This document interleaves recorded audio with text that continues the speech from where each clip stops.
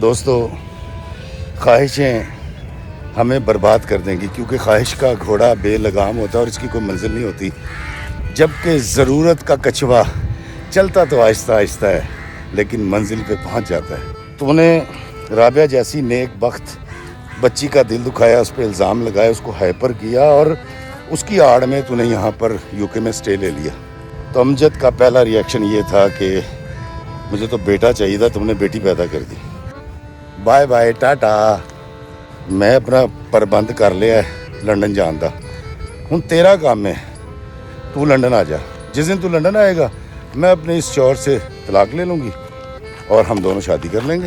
اور اس خاندان کا خیال یہ تھا کہ ہم پاکستان سے ایک اچھا بچہ لے کر آئیں گے بیاہ کے، جو ہماری ریتل بیتل کو جانتا ہوگا، جو دین سے دور نہیں ہوگا۔ یہ آئرلینڈ کا علاقہ ہے جو کہ برطانیہ میں شامل ہے، وہاں کا علاقہ ہے بیلفاسٹ میں ایک خاندان تھا جو عرصے سے سیٹل تھا، ان کی ایک ہی بیٹی تھی، اور یہ بڑی ایک عجیب سی خواہش تھی کہ جیسی بیاہ اس لے کریں گے جس لئے اسی باہر کسی ملک سے سیٹ ہو جائیں گے۔ السلام علیکم میرے عزیزو قارب، میرے عزیزو، میں ہوں افتخار فی پیارے پاکستان کے سٹی آف لو لاہور سے۔ دوستو ایک ہوتی ہے ضرورت اور ایک ہوتی ہے خواہش۔ اگر کوئی شخص آپ کو آ کر یہ کہے کہ میں بہت بھوکا ہوں اور مجھے کھانا کھلا دو، اور آپ کہیں کہ جی میرے گھر میں دال روٹی ہے، عزت کے ساتھ میں آپ کو اپنے گھر لے کر چلتا ہوں اور کھانا کھلاتا ہوں، اور وہ آپ کے ساتھ چل پڑے اور کھا لے، تو یہ ایک ضرورت مند ہے۔ لیکن اگر وہ شخص یہ کہے کہ میں بہت بھوکا ہوں اور مجھے آپ سے کھانا بھی کھانا ہے، لیکن کھانا ہے کسی بڑے اچھے ہوٹل کے اندر، تو پھر وہ خواہش مند ہے۔ بابا جی اشفاق صاحب اس سلسلے میں فرمایا کرتے تھے کہ اگر کوئی شدید سردی میں آ کے آپ سے رضائی مانگے تو اس کو دو، وہ ضرورت مند ہے، لیکن اگر کسی برانڈ کی رضائی مانگے تو پھر وہ خواہش مند ہے، اس سے معذرت کر لو۔ دوستو آج جو میں آپ کو کہانی سنانے لگا ہوں، یہ خواہش رکھنے والے ایک جوڑے کی کہانی ہے، اور لڑکے کا نام ہے امجد اور لڑکی کا نام ہے ثانیہ۔ یہ دونوں گجرات کے مضافات میں رہا کرتے تھے، اور ان کا جو گاؤں تھا، اس گاؤں سے بہت سارے لوگ اور اس کے ارد گرد کے لوگ ڈنکی مار کے یورپ میں سیٹل ہو گئے تھے، اور وہ سیٹ ہو جانے والے لوگ روزانہ انسٹا پہ، فیس بک پہ تصویریں اور ویڈیو اپلوڈ کیا کرتے تھے۔ امجد اور ثانیہ جو ہمسائے بھی تھے اور ایک دوسرے کو پسند بھی کرتے تھے، شادی کرنا چاہتے تھے، لیکن صرف شادی کی خواہش ہی کافی نہیں تھی، وہ یہ بھی چاہتے تھے کہ ان کا مستقبل بڑا روشن ہو۔ اور اس خواہش کا اظہار ثانیہ نے امجد سے کیا تھا۔ ثانیہ کا خیال یہ تھا کہ جیسے تیسے ہمیں پاکستان سے باہر چلے جانا چاہیے پہلے، اور وہ ڈنکی پلان کر رہی تھی امجد کے ساتھ کہ اسی ڈنکی مارنے ہیں اور یہاں سے باہر چلے جائیں گے، جب وہاں سیٹل ہو جائیں گے تو وہاں ہم شادی کر لیں گے۔ امجد کے دل میں بھی خواہش تھی باہر جانے کی، سیٹ ہونے کی، اور یہ بڑی ایک عجیب سی خواہش تھی کہ جیسی بیاہ اس لے کریں گے جس لئے اسی باہر کسی ملک سے سیٹ ہو جائیں گے۔ اور یہ دونوں کوشش کرنے لگے اپنے تائیں۔ ثانیہ تو ایک گھر میں رہنے والی بچی تھی، اس کا فون پہ رابطہ تھا امجد کے ساتھ، لیکن امجد کیونکہ باہر پھرتا تھا اور ماشاءاللہ اس نے ماسٹرز کا رکھا تھا کسی شعبے کے اندر، وہ کوشش کرنے لگ گیا کہ کسی طریقے سے ہم ڈنکی مارے نکل جائیں، اور اس نے اس کے لیے کوشش شروع کر دی، لوگوں سے ملنے لگ گیا۔ دوستو کہتے ہیں کہ بڑے نیڑے ہو کے کئی باری رب سن لیندہ ہے۔ ثانیہ کے ساتھ یہ ہوا کہ ثانیہ کے لیے ایک رشتہ آیا، اور وہ بندہ جو ہے وہ لنڈن میں سیٹل تھا، عمر اس کی زیادہ تھی، کوئی 45-46 اس کی ایج تھی، اور اس نے اپنی بیوی کو طلاق دے دی تھی۔ اب وہ پاکستان آیا تھا شادی کرنے کے لیے۔ یہ رشتہ جب ثانیہ کے گھر والوں تک پہنچا، ثانیہ کے گھر والوں نے تو یقیناً انکار ہی کرنا تھا، لیکن رشتے والی نے کہا آپ ایک دفعہ بچی سے پوچھے تو صحیح۔ اس نے فٹ سے ہاں کر دی، اس نے کہا جی میں نے شادی کرنی ہے، اور آنن فانن چٹ منگنی پٹ بیاہ والا حساب ہوا، اس کی شادی ہو گئی۔ امجد نے جب یہ سارا معاملہ دیکھا، اس نے اس سے رابطہ کیا، اس نے کہا یار تو بڑی بے وفا ہے, تو نے تو وعدہ میرے ساتھ کیا تھا. اس نے کہا امجد گل سن, میں اپنا پربند کر لیا ہے لنڈن جان دا, ہوں تیرا کام ہے تو لنڈن آ جا. جس دن تو لنڈن آئے گا میں اپنے اس شوہر سے طلاق لے لوں گی اور ہم دونوں شادی کر لیں گے. یہ کہہ کر ثانیہ وہ جو پروسیجر ہوتا ہے ڈاکومنٹس کو, وہ سال لگا 1.5 سال جو بھی, ثانیہ چلی گئی لنڈن. دوستو امجد صاحب اب یہاں ثانیہ کی جدائی میں بیٹھے ہوئے تھے, آئیں بھرتے تھے, لوگوں سے ملتے تھے, اور الٹیمیٹلی اس نے پیسے جوڑ کے 5 لاکھ روپے ایڈوانس دیے ڈنکی مارنے کے لیے. اور جس دن انہوں نے ڈنکی کے لیے نکلنا تھا, کچھ 24 لڑکے جا رہے تھے, ایک دن پہلے ان کے گھر میں ایک رشتہ آتا ہے. اور رشتہ کیا تھا, ایک جگہ ہے یو کے میں بیلفاسٹ, یہ آئرلینڈ کا علاقہ ہے جو کہ برطانیہ میں شامل ہے, وہاں کا علاقہ ہے بیلفاسٹ. بیلفاسٹ میں ایک خاندان تھا جو عرصے سے سیٹل تھا, ان کی ایک ہی بیٹی تھی, اور وہ بیٹی پڑھی لکھی تھی, اور اس خاندان کا خیال یہ تھا کہ ہم پاکستان سے ایک اچھا بچہ لے کر آئیں گے بیاہ کے, جو ہماری ریتل بیتل کو جانتا ہوگا, جو دین سے دور نہیں ہوگا. اور ان کو ایک شریف نمازی لڑکا چاہیے تھا جس کی شہرت اچھی ہو. اور دوستو میں آپ کو اندرونی کہانی سنا رہا ہوں نا امجد کی, بیرونی طور پہ یا ظاہری طور پر امجد پڑھا لکھا تھا, 5 وقت نماز پڑھتا تھا, مسجد میں اس کی حاضری رہتی تھی, اور محلے میں یا گاؤں میں اس کی بڑی رسپیکٹ تھی, اور ان کی تھوڑی سی کوئی زمین بھی تھی. امجد صاحب کو جب یہ رشتہ پہنچا ان تک, اس نے ہاں کر دی, اس کا راستہ آسان ہو گیا. اس نے ڈنکی کا ارادہ کینسل کیا اور اس سے ایڈوانس پیسے واپس لے لی جو دیے تھے. دوستو وہ لوگ یہاں کچھ عرصے رہے, ان لوگوں سے ملے امجد کے گھر والوں سے, اور الٹیمیٹلی انہوں نے نکاح کر دیا. لڑکی 10-15 دن یہاں رہی, ڈاکومنٹس بنوا کے اس کے نادرہ کے اپنے ساتھ لے گئی, اور وہ جب بھی جتنا بھی وقت لگا کٹ کر کے آئیں کہ امجد صاحب بھی یو کے چلے گئے.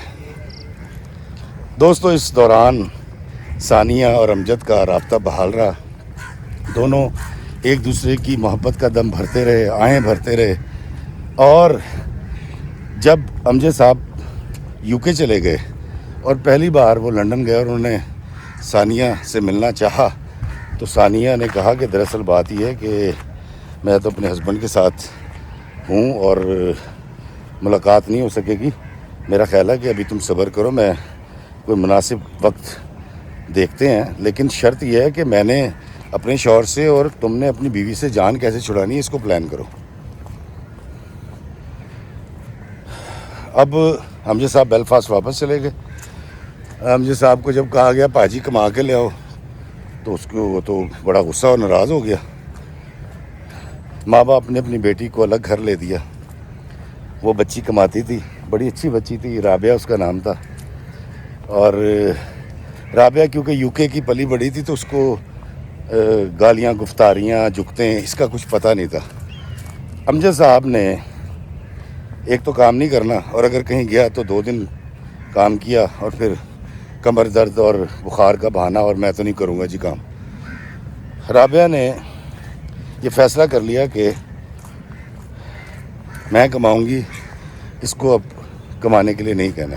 اس نے کمانا شروع کر دیا, اور اللہ تعالیٰ نے ان کو 1 سال بعد ایک بیٹی عطا کی, بڑی خوبصورت بیٹی ان کے گھر پیدا ہوئی. تو امجد کا پہلا ری ایکشن یہ تھا کہ مجھے تو بیٹا چاہیے تھا, تم نے بیٹی پیدا کر دی. اب دوستو ایک طرف معاشقہ چل رہا ہے ثانیہ کے ساتھ اس کا, جو کسی کی بیوی ہے, اور یہ مستقبل کو پلان کر رہے ہیں, اور ان کا پلان یہ ہے کہ وہ ڈائیورس وہاں سے لے گی, یہ ڈائیورس یہاں سے لے گا, اور یہ شادی کر لیں گے. دوسری طرف اس کی بیٹی ہو گئی, بیٹی سے اس نے کوئی محبت کا اظہار نہیں کیا. سال یہ بھی گزر گیا, اور ان 2 سالوں کے اندر امجد نے کچھ چیزیں کی. وہ یہ کرتا تھا کہ اس نے رابعہ کے رنگت پر بات کرنی, اس کے کھانے کے ٹیسٹ کے اوپر بات کرنی, اس کے میک اپ پہ بات کرنی, اس کے کپڑوں پہ بات کرنی, اور اس کو اتنا اریٹیٹ کرنا شروع کر دیا اس نے کہ رابعہ اس پہ شاؤٹ کرنے لگ گئی, غصہ کرنے لگ گئی. اور غصہ اس کو آئے گا بھی کہ یار میں اس کو پاکستان سے لے کر آئی ہوں, اس کو یہاں سیٹل کیا ہے. اب یہ کماتا بھی نہیں ہے, اس کا خرچہ بھی میں اٹھا رہی ہوں, اور اوپر سے یہ جھکتے بھی مجھے کرتا ہے اور اعتراض ہی میرے پہ کرتا ہے. تو آہستہ آہستہ آہستہ آہستہ رابعہ ہائپر ہونا شروع ہو گئی. اور دوستو ایک وقت ایسا آیا کہ امجد نے کوئی اتنی گھٹیا درجے کی بات کی رابعہ سے, مطلب اس نے کہا کہ مجھے تمہارے کردار پہ شک ہے اور میں اس بچے کا DNA کراؤں گا.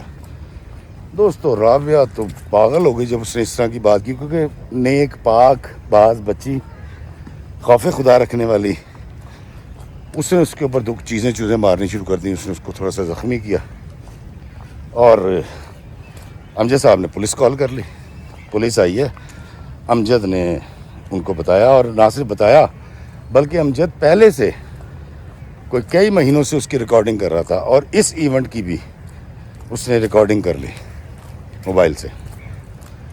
اس نے چھپا کے رکھا ہوا تھا, بڑا پکا ایویڈنس تھا.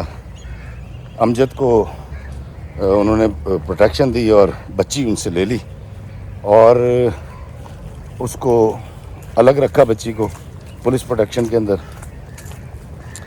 اور دوستو امجد نے اپنے وکیل کے ذریعے یہ دعویٰ کر دیا کہ اس کی بیوی رابعہ ذہنی مریضہ ہے, ہائپر ہو جاتی ہے, مرنے مارنے پہ تل جاتی ہے, اور اس کو یہ خطرہ ہے کہ کہیں میری بچی کو میری بیوی نقصان نہ پہنچا دے, اس لیے بچی کی کسٹڈی مجھے دی جائے. دوستو یہ کیس چلتا رہا, ایک طرف کیس چلتا رہا, دوسری طرف معاشقہ چلتا رہا ثانیہ کے ساتھ امجد صاحب کا. اور اسی اثنا میں 4 سال گزر گئے. 4 سال کے بعد عدالت نے نہ صرف امجد کو کسٹڈی دی بلکہ ویزا دیا, اور کیونکہ اس کو جواز چاہیے تھا UK میں رہنے کا, اور پاسپورٹ حاصل کرنے تک اور ثانیہ کو حاصل کرنے کے لیے اس کا وہاں پر قیام بے حد ضروری تھا. اس کے دونوں کام ہو گئے, اس کو اسٹے بھی مل گیا, بچی بھی مل گئی. دوستو کٹ کر کے ہیں جب یہ ساری کامیابی کے شادیانے بجاتے ہوئے ثانیہ کو کال کی ہے امجد نے. اس نے کہا کہ لے بھئی بچی کی کسٹڈی مجھے مل گئی ہے, مجھے یہاں پر اسٹے مل گیا ہے, آئندہ مجھے پاسپورٹ بھی مل جائے گا, تو آئیں ہم اپنی محبت کو انجام تک پہنچاتے ہیں. تو اپنے شوہر سے طلاق لو اور ہم شادی کر لیتے ہیں. دوستو ثانیہ نے اس سے کہا کہ امجد دراصل تم نے بالکل ٹھیک کہا, میری خواہش بھی یہ تھی کہ میں تم سے شادی کروں, اور یہ بھی خواہش تھی کہ ہم پاکستان میں نہ رہیں, پاکستان سے باہر رہیں. تو باہر تو میں آ گئی, تم بھی آ گئے, لیکن اب میں اپنے شوہر, اس کی محبت, اس کی دی ہوئی آسائشوں کی اتنی عادی ہو چکی ہوں کہ اب میری خواہش بدل گئی ہے. اب میں ان آسائشوں کے ساتھ اور اسی شوہر کے ساتھ رہنا چاہتی ہوں. Bye bye, Tata. امجد نے اس کو بڑا سمجھانا چاہا. اس نے کہا خدا کا خوف کر, تیرے لیے میں نے کیا کیا کیا کیا کیا. اس نے کہا میری بات سن امجد, تو نے رابعہ جیسی نیک بخت بچی کا دل دکھایا, اس پہ الزام لگایا, اس کو ہائپر کیا, اور اس کی آڑ میں تو نے یہاں پر UK میں اسٹے لے لیا. پھر تو نے ایک ماں سے اس کی معصوم بچی چھین لی. تو نے رابعہ کا اعتبار توڑا ہے. تو نے UK میں اسٹے کرنے کے لیے انسانیت سوز معاملہ کیا ہے اپنی بیوی کے ساتھ. تیرے گھر ایک بچی ہے, میں تیرے ساتھ کیسے رہ سکتی ہوں؟ میں تیری بچی پالوں گی یا اپنا آپ دیکھوں گی؟ دوستو ثانیہ نے اس کو ٹھڈا مار کے بھگا دیا. اب امجد صاحب جو ہیں وہ بیبی سٹر کو بچی دے کر کام پہ جاتے ہیں, صبح شام کو آتے ہیں, اور اگر وہ مثال کے طور پہ اگر 70 پاؤنڈ کما کے لائے ہیں تو اس میں سے 40 پاؤنڈ تو وہ بیبی سٹر کو دے دیتے ہیں. خواہشوں کے پیچھے بھاگنے والا امجد دونوں ہاتھ خالی رہ گیا. دوستو خواہشیں ہمیں برباد کر دیں گی, کیونکہ خواہش کا گھوڑا بے لگام ہوتا ہے اور اس کی کوئی منزل نہیں ہوتی, جبکہ ضرورت کا کچھوا چلتا تو آہستہ آہستہ ہے لیکن منزل پہ پہنچ جاتا ہے. اللہ تعالیٰ ہمیں خواہش اور ضرورت میں فرق کرنے کی توفیق عطا فرمائے اور خواہش سے بچائے. اللہ ہمیں آسانیت عطا فرمائے اور آسانیاں تقسیم کرنے کا شرف عطا فرمائے. آمین. السلام علیکم ورحمۃ اللہ وبرکاتہ.